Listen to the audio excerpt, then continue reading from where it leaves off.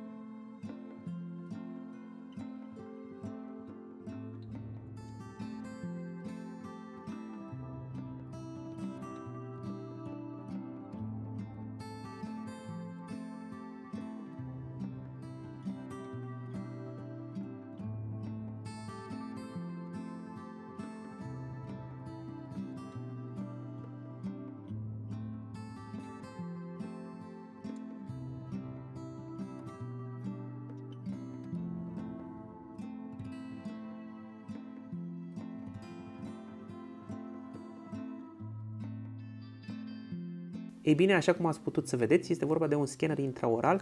Este un scanner lansat acum 6 luni de zile. Este primul scanner ce vine și cu funcție de fotogrametrie intraorală. Este o tehnologie nouă ce are perspective majore pentru ușurarea amprentării digitale a lucrărilor mari pe implanturi. Este un scanner ce ne va ajuta să trecem la un workflow cât mai digitalizat, adică eu sper ca peste 80-90% din amprentele clasice să le putem elimina. Acest aparat va aduce foarte mult confort atât pentru pacienți cât și pentru mine ca medic. Poate fi folosit pentru lucrări fixe, pentru punți, pentru coroane, pentru fațete, pentru gutiere, pentru modele de studiu, pentru realizarea aparatelor ortodontice. Are o aplicabilitate extrem de mare și urmează să intre în ciclul de funcționare la cabinet. Asta am vrut să împărtășesc un pic din entuziasmul meu cu voi.